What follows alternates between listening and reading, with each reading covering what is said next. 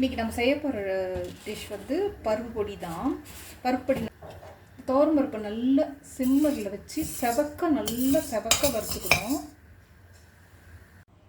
இங்கே பாருங்கள், same cup, இதே கப் அளவில் நம்ம பொட்டுக்கடலை 1 2 2 கப்பு இது நல்லா செவக்க வறுத்துக்குவோம்.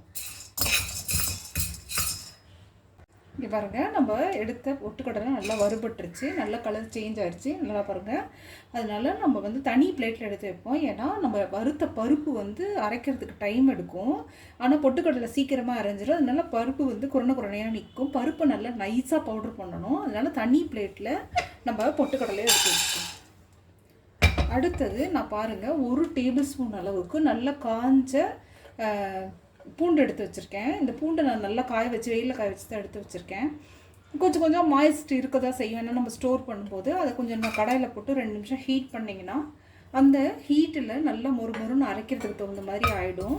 அப்புறம் அதை வறுத்து நம்ம எடுத்து வச்சுக்குவோம். வறுக்கவே தேவையில்லை, ஹீட்டில் தான் போடணும். அதை நல்லா ஜஸ்ட் ஹீட்டில் போட்டு எடுத்துக்குவோம். அதே மாதிரி நான் வந்து எந்த கப்பில் எடுத்தனோ அந்த கப்பில் 3/4 கப்பு அளவு நான் மிளகாய் எடுத்து வச்சுருக்கேன். இப்போ மிளகாவை நல்லா வறுத்துப்போம். நம்ம நல்ல மிளகாய் நல்லா கிறிஸ்பியாக அப்படி உடைச்சா தூளாக வர அளவுக்கு வறுத்துக்கணும். வறுத்துட்டு நம்ம ஆட் பண்ணிப்போம்.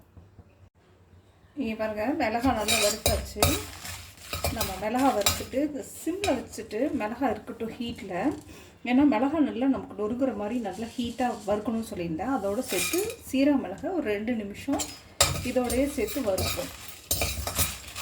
இதை என்ன பண்ணுவோம்னா, நம்ம வந்து எந்த பிளேட்டில் எடுத்துக்கணும்னா பருப்பு பிளேட்டில் எடுத்துக்கணும். பருப்பு பிளேட்டில் எடுத்துட்டோம்னா தான் மிளகாய் நல்லா நைஸாக அரைவிடும். பொட்டுக்கடலையோடு எப்பயுமே சேர்க்காதீங்க. பொட்டுக்கடலை பருப்பு மிளகாயில் அரைச்சதுக்கப்புறம் லாஸ்ட்டாக சேர்த்து ஒரு சுற்றிக்கும். பாருங்கள், எடுத்து வச்சு இதை எடுத்துப்போம்.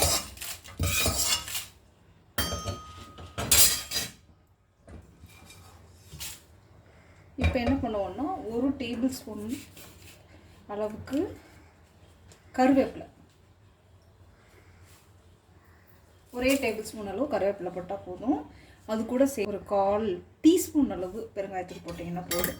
இப்போ இந்த கருவேப்பிலை வறுபடும் இல்லையா, அந்த ஹீட்லேயே சிம்மரில் வச்சு நல்லா பெருங்காயத்தை வறுத்துக்கலாம். கட்டி பெருங்காயம் இருந்ததுன்னா பாருங்கள், இந்த அளவுக்கு சும்மா விரலோட எட்ஜ் அளவுக்கு சின்னதாக பிச்சு போடணும். இங்கே பாருங்கள், கருவேப்பிலை நல்லா வறுபட்டுருச்சு. நமக்கு நல்லா சத்தம் வருதுங்களா? இந்த ஹீட்லேயே அப்படி நல்லா இதாகிடும். அதோடு சேர்த்து நம்ம இந்த மெஷர்மெண்ட்டுக்கு, அதாவது இந்த கப்பில் எடுத்துடலாம், அந்த மெஷர்மெண்ட்டுக்கு நான் 1/4 டேபிள் ஸ்பூன் அளவுக்கு உப்பு சேர்த்துக்கிறேன். உப்பையும் மாய்ஸ்ட் இல்லாமல் இந்த ஹீட்டில் போட்டிங்கன்னா, ஸ்டவ்வெல்லாம் ஆஃப் பண்ணிவிட்டு ஹீட்டில் போட்டிங்கன்னா நல்லா ட்ரை ஆகிடும். இப்போது நம்ம இந்த கருவேப்பிலை, உப்பு, பெருங்காயம் எல்லாத்தையும் நம்ம வந்து பருப்போடு சேர்த்துப்போம்.